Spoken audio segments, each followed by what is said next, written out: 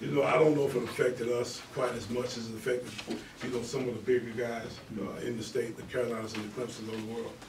We actually generally wait kind of to the end of the process before we do most of what we do in the recruiting process, and the reason being is because it sorts through that we don't want to take a guy early that might be that we might be able to take a high level guy later.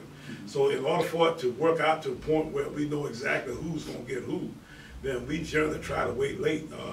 I've had a chance to talk to most of the coaches around our league now, and most of the coaches around our state, and you know, there wasn't a whole lot of activity for the Division 1AA, the championship subdivision level. It seems to me that what happens is the big guys get 90% of their teams out of the way, 90% of their classes out of the way, and then from that point, then they're going about the task of doing a little bit at the very end, where we do just the opposite. We do about 10% of our guys early.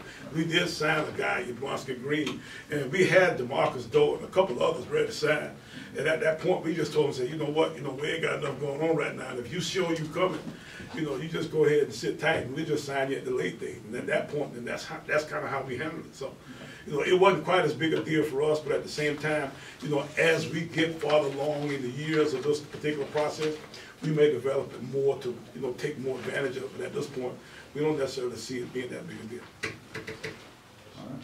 Coach, we talk about the championship tradition here at South Carolina State, and these young guys, I know they've had a chance to come in and watch Bulldog football, but for these guys to actually go out, see those championship numbers on the press box, just how hungry are they to get started and really kind of bring that tradition back to South Carolina State? I think that might be, Emory, the most important part of this coming year as far as what the whole process is about, getting back to that point. And, we've played over the years now pretty good on defense, and at times we've had some pretty good special teams play.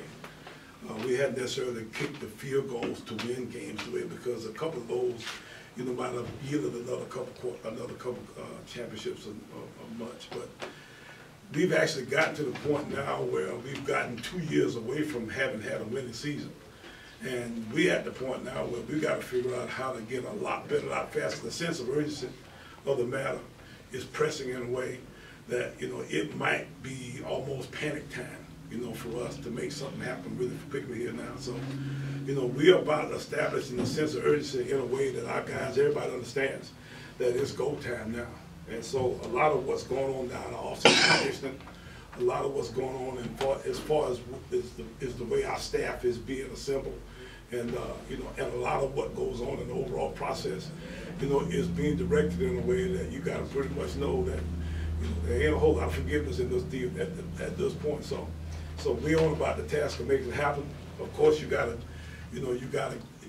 give yourself enough time to allow things to happen in a way where if you get, I guess, maybe too overly conscious of trying to do too much too fast, I think sometimes you can overstep your bounds a little bit.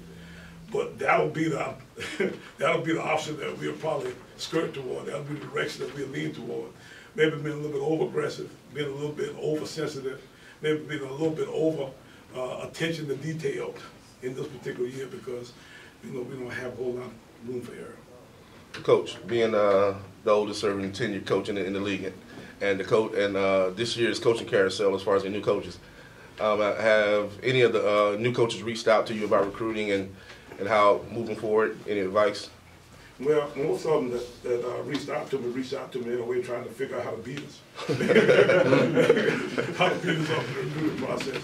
But, it's a strange kind of deal that we don't get a whole lot of crossover with the recruiting process of our sister schools in our league. Occasionally we get into a little bit of a battle with Savannah, but not very often. And generally we don't lose to them very much. At the same time, Central and A&T have kind of felt a little bit of blood in the water.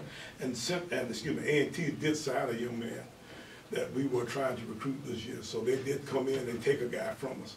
But now there were several guys that came into the state and tried to work that, we didn't necessarily allow them to take from us. So, it's a ongoing process of us continuing to handle our business.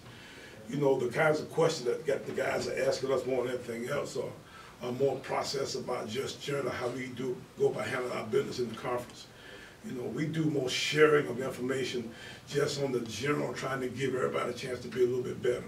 As we get better as a team, then our league gets better as a league. And the fact that we all trying to work together to get better to a certain degree is what most of the calls are about. So sometimes we talk about some of the processes, some of the things, some of the ways we do it. We talk a lot about how we practice, what time of the day we practice, you know, what kinds of things you do during your practices.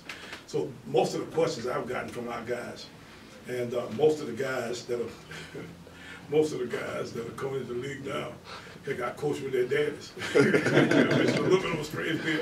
And you know, I'm trying to figure out, you know, how to hang in there with these young bucks. But you know, it's a lot of fun, you know, continuing to try to match wits with those guys. But in most cases, you know, we do work together. Most times, at this time of year, more than we work against each other.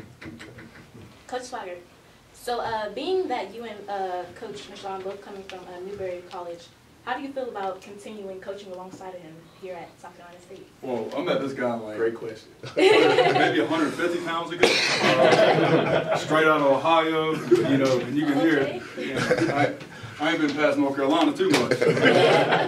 So, you know, when this opportunity came up, it was a no-brainer for me. You know, and we talked about trust, care, commitment earlier. You know, that's something we've obviously developed. This guy is more like a brother to me than a colleague.